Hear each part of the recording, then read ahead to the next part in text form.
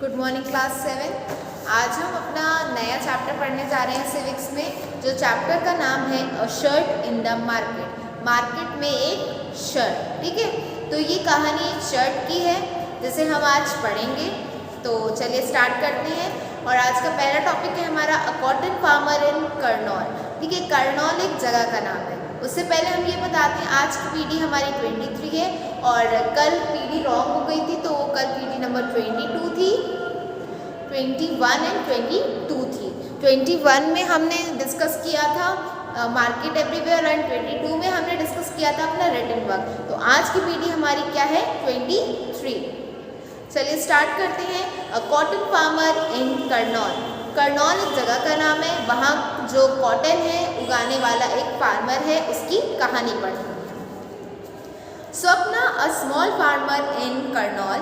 करनौल एक जगह का नाम मैंने आपको पहले बताया। ये जगह कहाँ पे है, आंध्र प्रदेश में है। Grows cotton on her small piece of land. Sapna एक छोटी सी फार्मर, छोटे से किसान है, ठीक है। उसका एक छोटा सा खेत है। उसी छोटे से खेत में वो क्या उगाती है, कॉटन उगाती है।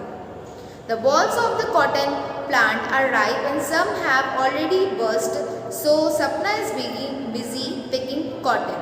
अच्छा, अब जो कॉटन था उसके पेड़ में अब क्या आ गए हैं, बॉल्स आ गए हैं, ठीक है। कॉटन बॉल्स आ गई हैं, मतलब उग गई हैं। अब वो राइप मीन्स क्या हो गई हैं, पक चुकी हैं। और पक के क्या हो गए हैं, अब वो खुल गए हैं। जैसे ही वो खुल जाती हैं तो उससे सपना क्या कर रही है, रुई जो होती है, कॉटन मीन्स रुई होता है, उन रुई को कलेक्ट करने में बिजी है, ठीक है। The balls which carry the cotton in them do not burst open all at once, so it takes several days to harvest the cotton, ठीक है। और जिन बॉल्स में अभी रुई भरी हुई है वो जो अभी तक खुले नहीं हैं, क्योंकि इसलिए नहीं खुले हैं क्योंकि इनमें अभी कॉटन अच्छे से पका नहीं है और उसको पकने के लिए अभी बहुत टाइम लगेगा, कुछ दिन लग सकते हैं। Once the cotton is collected, instead of selling it at Karnal Cotton Market, Sapna and her husband take the harvest to the local trader. एक बार जब कॉटन कलेक्ट हो जाता है, तो कॉटन कलेक्ट करने के बाद स्वप्ना और जो उसके हस्बैंड हैं वो पास में एक करनौल का बाज़ार है, कॉटन बाज़ार है, में वहाँ ले जाकर जो नॉर्मल जो उस स्टेट के व्यापारी होते हैं, जिसे कहते हैं बिजनेसमैन होते हैं, ठीक है, उनके पास पहले ये लोग लेके जाते हैं। स्टेट के मतलब वो जो ट्रेडर होते हैं, ठीक है, व्यापारी। At the beginning of the cropping season Swapna had borrowed rupees 25,000 from the trader at a very high interest rate to buy seeds, fertilizer, pesticides for cultivation, ठीक है। और जब फसल से मतलब जो बेचने के बाद उन्हें जो पैसा मिलता है, उस टाइम पे क्या होता है, जो सपना होती है वो ट्रेडर से, जो ट्रेडर होता है जो सामान बेचता है कॉटन से रिलेटेड, उससे खेती में उगाने के लिए क्या लेती है, खेती करने के लिए बीज लेती है, खाद लेती है मतलब फर्टिलाइज़र लेती है, और पेस्टिसाइड्स मतलब कीटनाशक जिससे कीड़े भगाए जाते हैं, आदि चीज़ें खरीदती है, ठीक है।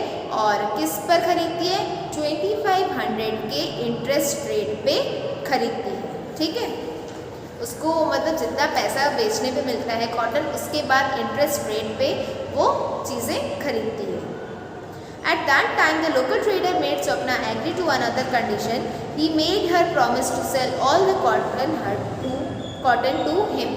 एक और भी तरीका होता है, जब सपना के पास पैसे नहीं होते हैं तो जो ट्रेडर होता है, जो चीज़ें बेचता है कॉटन की उगाने के लिए, जो चीज़ें बेचता है, तो सीड्स वगैरह जो बेचता है, तो वो एक और शर्त में बेचता है कि सपना के खेतों में जो भी कॉटन उगेगा वो सपना लाके उसे बेचेगी, तो ही वो क्या देंगे, उसको कॉटन सीड्स देंगे और फर्टिलाइजर्स देंगे और पेस्टिसाइड्स देंगे।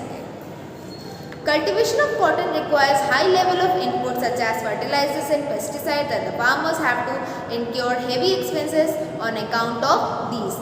कॉटन के कल्टीवेशन में मतलब उस कॉटन के जो कल्टीवेशन होता है, उसके जो काम होता है, उसके लिए बहुत ज़्यादा चीज़ें चाहिए होती है, जैसे फर्टिलाइज़र चाहिए होता है, पेस्टिसाइड चाहिए होती हैं, बहुत चीज़ों की ज़रूरत होती है और बहुत टाइम भी लगता है, काम भी करना पड़ता है, ठीक है, बहुत ज़्यादा पैसे भी लगते हैं। Most often the small farmers need to borrow money to meet these expenses. और कॉटन का काम करने के लिए बहुत सारे फार्मर्स को मतलब आसपास के जो ट्रेडर्स लोग होते हैं उनसे क्या करना पड़ता है, उधारी लेनी पड़ती है, उधार लेना पड़ता है, ठीक है। At the trader's yard, 2 of his men weighed bag of cotton at a price of ₹1500 पर क्विंटल। अच्छा, 2 ट्रेडर्स हैं, 2 मैन हैं, वो क्या करते हैं, कॉटन को मतलब माप रहे हैं, तौल रहे हैं कि कितना कॉटन है।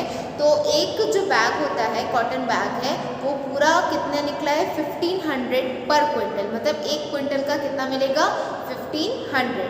तो द कॉटन फेचेस 6000, ऐसे करके उन्हें कितना मिल गया, 6000।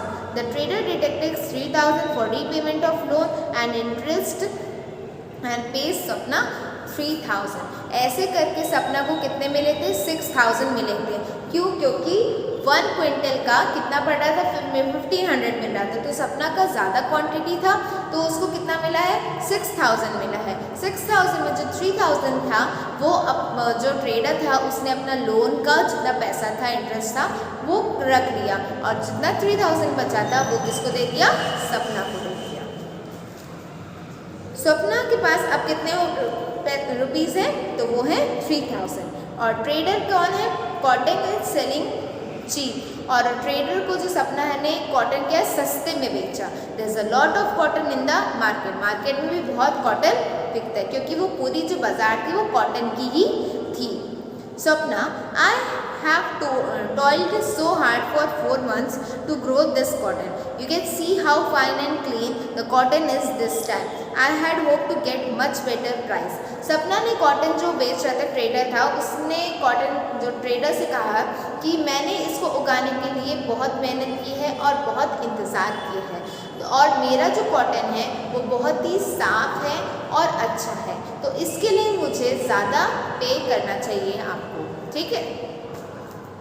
मतलब जिस प्रकार का उसका कॉटन था, उसकी जो क्वालिटी थी कॉटन की वो ज़्यादा अच्छी थी, तो उसने कहा है कि मुझे ज़्यादा मिलना चाहिए।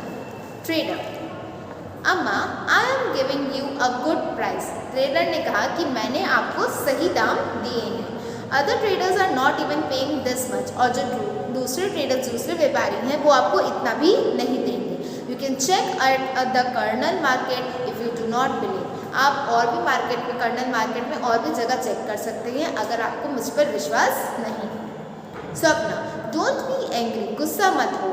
How can I doubt you, मैं कैसे आप पे डाउट कर सकती हूँ। I had only hope that we would earn enough for the cotton crop at the last as a few month. उन्होंने कहा कि मुझे उम्मीद थी, होप था कि शायद इस बार मैंने कॉटन की ज़्यादा उगाया और ज़्यादा अच्छा किया है लास्ट टाइम से, तो मुझे ज़्यादा प्राइस मिलना चाहिए। दो Sapna knows that cotton will sell for at least 1800 per quintal. सपना को पता था कि जो कॉटन है वो कितने में बिकता है, 1 क्विंटल 1800 में बिकता है। शी डजंट आर्ग्यू फर्दर, इसके बाद भी उसने आर्ग्यू मतलब बहस नहीं की। The trader is a powerful man in the village and the farmers have to depend on him for loans not only for cultivation but also to meet other expenses such as illness, children's school fees.